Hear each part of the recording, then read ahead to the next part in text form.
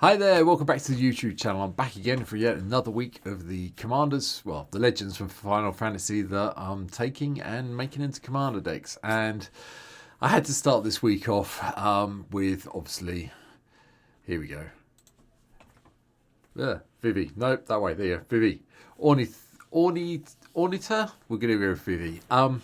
I had a look at EDHrec to see which cards were really popular at the moment, and Vivi, when I looked at the list, was at the top of the list. So, for those of you who haven't met this one from Final Fantasy's main set yet, 1 blue and red for 0/3 wizard, and 0. Add X mana in any combination of blue or red where X is Vivi's power. Activate only during your turn and only once each turn. And then whenever you cast a non-creature spell, put a +1/+1 counter on Vivi, and it deals 1 damage to each opponent. Yeah, I can understand why this is probably be one of the most expensive cards in the set, just given that set of stats. Let alone the fact that it gives you mana, it gives you bonuses for casting things you want to do in red and blue, which is cast non-creature spells a lot of the time. So, here we go. This one is bracket 3. I haven't gone over the top with it. So here's my take on Vivi the Ornitier. And I'm just going to stick with Vivi all the way through this question, all the way through this video, because I think I'm making a mess of the second name. But we'll go with Vivi. So here we go. Right, at the beginning, we just have one Planeswalker. Saheeli, Sublime Artificers in. We are going to be casting a lot of non-creature spells, and so we want some tokens, and servo tokens are quite good blockers. So there we go. Hopefully we get a whole load of servos when we get Saheeli into play. Then we have 23 creatures in the deck. A little bit under average for what I usually do in the deck, but we're going to go with this. So we're starting with, we've got Abbot of Carekeeping, just so we can exile top card of our library, and until the end of a turn we may play that, and it's got prowess, so it gives us a fairly good beta when we get there. Obviously we've got some of the traditional cards that make our instants and sorceries cost less. Baral, Chief of Compliance, kicks off that set. And then coming in from Bloomburrow, we've got the Corsication Mage as well, which we're going to try and do the Offspring for. So whenever we cast a non-creature spell, this creature deals 1 damage to each opponent, exactly the same as Vivi does. Firebrand Archer does it as well, but a little bit cheaper. And then Goblin Electromancer. We want our instants and sorceries to be cheaper, so in we go with this one. We've also got Harmonic Prodigy in the deck. Now, this is one that I was actually just forgot about until I did a search on wizard cards on my collection, and the Harmonic Prodigy turned up. It's going to trigger twice. Whenever an ability of a shaman or another wizard you control triggers, that ability triggers additional time. Which means if I've got it right, I don't think it doesn't work for the mana regeneration, I'm aware of that, if my memory serves correctly. But it will mean that whenever we cast a non-creature spell, we get 2 triggers. So we get 2 +1/+1 counters and 2 damage to each opponent. Which means the 0 ability for Vivi up here goes quite high quite quickly if we start casting both of these in place. So yeah, pretty good. Kessig Finebeliever is also into deal even more damage to our opponents with non-creature spells. Snapcaster had to appear just so we can give something flashback if we need it to. The Sprite Dragon just gets bigger and becomes a nice beta in the air. If we can get it out and cast a couple of spells afterwards, we soon have a 3/3, if not more. Stormcatcher Mentor cuts the cost of our instants and sorceries down, has haste, has prowess. Another one that comes in from Bloomburrow that I'm happy to see in this deck. Then we have one of the other legendary creatures coming in from Final Fantasy. We have the Emperor of Palmesia. We can tap it to add blue or red to cast this, to use this mana only to cast non-creature spells. And when you cast a non-creature spell, if at least 4 mana was spent to cast it, put a +1/+1 counter on the Emperor. And then if there are 3 or more +1/+1 counters on the Emperor, we get to transform them. And they transform into the Lord Master of Hell. Which, whenever this attacks, it deals X damage to each opponent, where X is the number of non-creature, non-land cards in your graveyard. Wow. This is a beta. This probably, as an uncommon, probably gets a deck on its own at some stage, but it just sits so nicely in with Vivi, it's ridiculous. Thermo Alchemist, another traditional one for a blue and red spells deck that we care about. And then same with Third Path Icon class, so we can get those extra soldier tokens. Young Pyromancers here for the elemental tokens. Gutter Snipe to basically shock everybody when we cast instants and sorceries. The Kindle Spark Duo make an appearance as well from Bloomborough. Tap to deal 1 damage to target opponent, and whenever we cast a non-creature spell, we can untap it. So if you've got somebody who's getting a bit too far ahead, this is the thing you target with them. The Archmaid Emeritus makes an appearance to give us that lovely Magecraft card draw. And then Bria, the Riptide Rogue, also pops in. Prowess gives all our other creatures prowess, which really does help with Vivi. And whenever you cast a non-creature spell, target creature you control can't be blocked this turn. Yeah, like that plan, but I really like giving prowess to Vivi to build up their power even greater as we get even more mana when we start getting a bit short. A couple of the other traditional ones, Maniform Hellkites gives those nice hasty illusion dragon tokens we can attack with. The Storm Kiln Artisan makes an appearance to give us even more treasure tokens as we cast our instants and sorceries. The Archmaid of Runes cuts down our cost, and then when we cast the instants and sorceries, we draw a card. And then 40k also makes an appearance from Magnus the Red. Instants and sorcery spells cost 1 less for each creature token you control, with things like, the Third Path, Iconoclast, and the Young Pyromancer. We should have a few creature tokens kicking around, and that means things get even cheaper to spend. Cast, so like this. And finally, one of the other cards coming in from the main set of Final Fantasy, Tella the Great Sage. 3 blue and red for a 3/3 human wizard. We cast a non-creature spell, we get a colourless hero creature token. If 4 mana or more was spent to cast that spell, we draw 2 cards.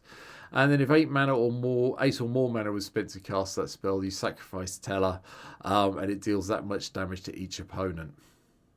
Yeah, okay then. We're not really going to hit the 8 mana one in this deck, I'll be honest. I haven't quite gone that high.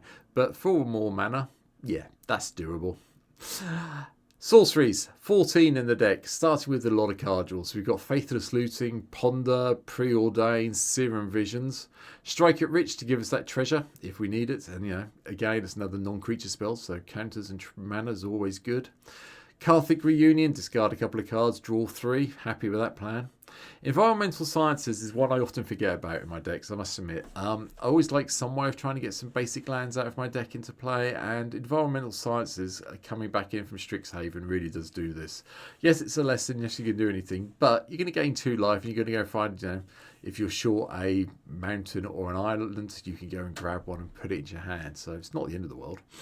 Expressive Iteration makes an appearance as well. Top 3 cards for our library, 1 in the hand, 1 on the bottom, and 1 into exile, and we can play the exiled card that turn. Glacial Dragon Hunt, draw a card, then we may discard something if we do. If it's non-land, we get to do 3 damage to a creature. Game Changer, Jessica's Will, not going to go into it, you all know what it does. Light up the stage, do the whole spectacle cost. Assuming we've done some damage somewhere, which with Vivi in play we will have done, so the spectacle cost of this should be 1 and red most of the time.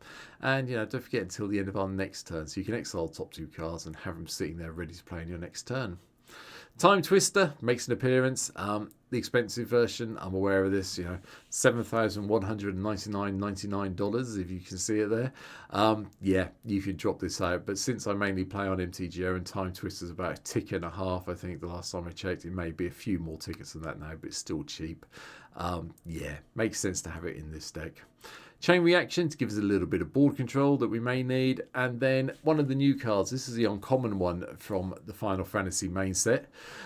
We have Realm Sketching, 2 and double blue for a sorcery, and we get to create a token that's a copy of target creature, artifact, or land.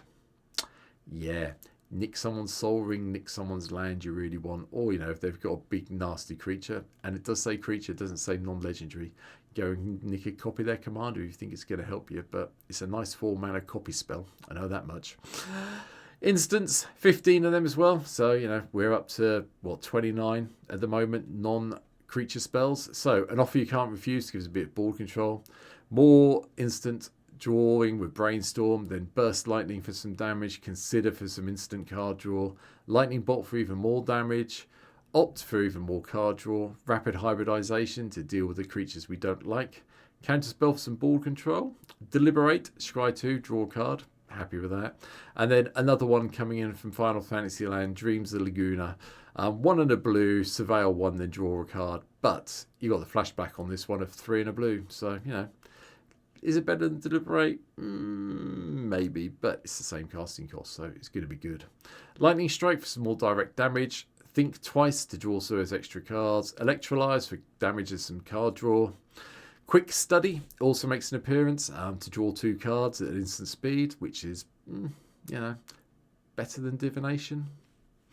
And then finally, Rush of Inspiration is in. Draw 2 cards and discard a card at random unless you pay 2 energy, which you're not going to do. But it's here as a sneaky way of getting a 38th land or 39th land into the deck, if I remember correctly. Might be 38. Artifacts, not many of them, I will be honest. Elixir of Immortality, so we need to shuffle everything back in when it goes pear-shaped. Lava Spur Boots and Swiftfoot Boots to protect Vivi. And then Soul Ring, Arcane Signet and Talisman of Creativity. I didn't go over the top with the ramp. I am very aware there's the new artifacts that have just hit.